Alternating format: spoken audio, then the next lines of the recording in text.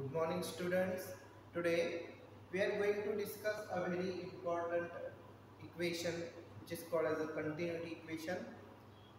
Here we are going to discuss or derive a relation between the cross-sectional area and the velocity of the fluid. Here we considering a steady flow of incompressible liquid. We are considering here a steady flow of incompressible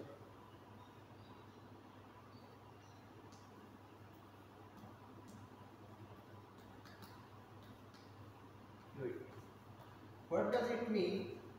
What is steady flow? Steady flow means the flow in which the velocity at a given point remain constant. And what is incompressible? This incompressible liquid means the density of the liquid remains constant. So what we are considering? We considering a fluid, a steady flow of an incompressible fluid which is flowing through this section of pipe. Here in this diagram we have seen that the cross-sectional area of this end is equal to A1 and this end is equal to A2, and we clearly see that this A1 is greater than A2. What happens if the area of both ends is equal to are same? Then if the pipe is like this and this is the cross-sectional area A and this is also the cross-sectional area A. If the particles entering through the pipe with a velocity v, they are leaving through the pipe with the same velocity v. So, if the cross-sectional area of the pipe is constant, the particles enter with a velocity and they leave with the same velocity. But if the cross-sectional area of this section decreases, what happens? There is a less space for the particles to accommodate the particles behind it. So, when such type of condition arises, then the velocity at the narrower end increases and at the broader edge it is slowed down. Okay, so what happens in this case? In this case, this is the larger area, this is the narrower area. So we can say that the velocity at this point or this section is less as compared to this velocity. We have to derive the same relation which is called as a continuity relation between the area and the velocity. Now here we consider it is a steady flow, it is incompressible liquid and area A1 is greater than A2. Now to derive this continuity equation we have to assume something. What we have to assume? Assume that the mass entering through the larger section, the mass entering through the larger section is m1 and the amount of fluid leaving through the narrow section is equal to m2. Now, as we stated earlier that it is an incompressible liquid means the density of the fluid is constant, and if the density remains constant, its mass and volume also remains constant. So we can say that the amount of mass entering through this end is equal to the amount of mass leaving through this end. So we can write here that the mass entering m1 is equal to the mass leaving. So we can write here this m1 is equal to m2. Now we consider that the particles are entering through the pipe with a velocity v1. Therefore, after time t, after time t, these particles cover a distance x1. This particle covers a distance x1.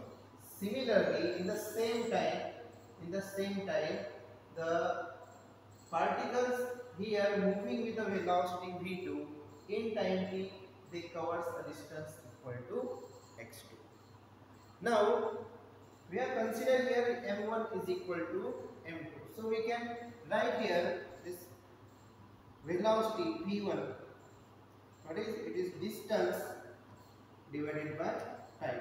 Similarly, we can write velocity v2 is equal to x2 divided by t. So here x1 is equal to v1 multiplied by t, and here we can write this x2 is equal to v2 multiplied by t. Here t is constant, and v1 and v2, they are the velocities and the entry point and the leaving point. Now what happens? We know what is mass equal to. Mass is equal to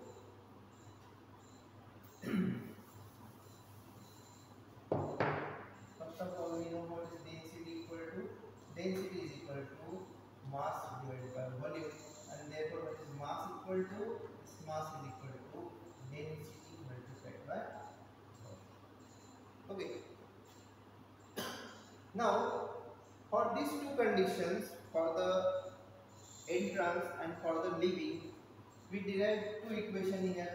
m1 is equal to rho1 into v1, and this m2 is equal to rho2 into v2.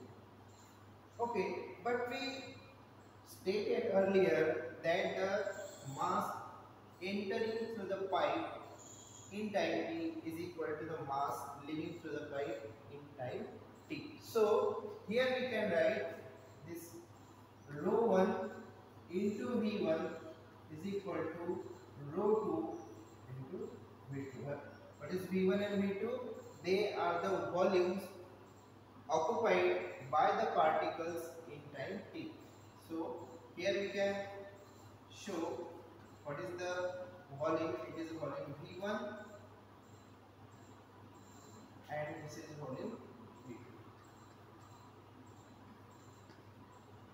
So this is for the first leaving entrance point, and this is for the leaving point. Now what is volume equal to? What is the shape?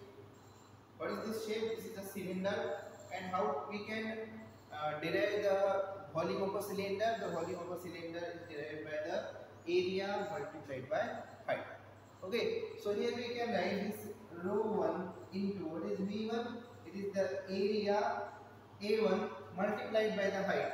What height? Height is equal to x1. So here right here as x1, here rho2, a2 and x2 in the leaving. So we already stated that this is the liquid which is incompressible. So for the incompressible liquid, density of a fluid remains constant, and for that we can say that this rho1 and rho2, these two values will be equal, they are same. So we can write here as a1 x1 is equal to a2 x2. What is x1 x2? This x1 x2 is the height or the distance covered by the particles in time t. Now here we derive x1 is equal to v1 multiplied by t, and x2 is equal to v2 multiplied by t. So we can write here this a1 v1 multiplied by t is equal to a2 v2 multiplied by t. What is this v1? This v1 and v2 is the velocity at the entry point, and this is the velocity at the leaving point. So this t and t get cancelled. So we can write here a1 v1 is equal to a2 v2, or simply we can write this a multiplied by v, velocity is equal to constant. So this is the continuity equation in which the relation between area and volume velocity is remains constant. So the amount of fluid entering through this section is equal to the amount of fluid leaving through this section. This is the continuity equation which says that the product of area and velocity is always constant. What does it mean? It means if the area is broader, then the velocity will be lesser and vice versa. So this is the equation. Now this equation can also be written as, now here we are seeing that this A1 V1 is equal to A2 V2. A1 V1 is equal to A2 V2. What is velocity? Velocity is nothing but the distance divided by time. So here we can also write this A1 x1 divided by t is equal to A2 x2 divided by t. But what is area multiplied by this height?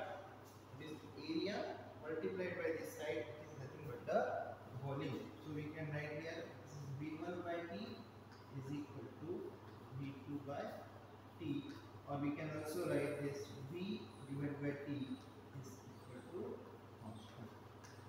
So this continuity equation we can write in other way as volume per unit time. The volume entering through the pipe is equal to the volume leaving through the pipe. This is what is the volumetric flux, and this volumetric flux remains constant according to this equation. V1 by t is equal to V2 by t. Here we discuss about the continuity equation in which we consider a steady flow of incompressible fluid. Steady flow means the velocity or the pressure at a particular points remains constant, but at a different points it may be vary. It is incompressible liquid. Incompressible liquid means the liquid cannot be compressed, means in the other way we can say that the density of the fluid is constant. Here we considering a section of pipe in which this is the cross sectional area and this is the cross sectional area A2. Here we see that this A1 is larger than A2. In this case, the mass of the fluid entering through the pipe is equal to the mass leaving through the pipe. So we can write here M1 is equal to M2. Here the velocity of the particles which are entering through the pipe is equal to V1 and which are leaving through the pipe is equal to V2. So we can write this V1 is equal to x1 by t and V2 is equal to x2 by t. What is x1? x1 is the distance covered by these particles in time t. Similarly, what is V2? What is x2? x2 is the distance covered by the particles which are moving with the velocity v2 in time t. So in this way we have derived a continuity equation which is very useful in the hydrodynamics.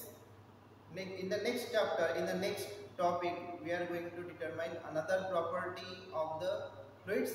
For today it is goodbye. Have a nice day.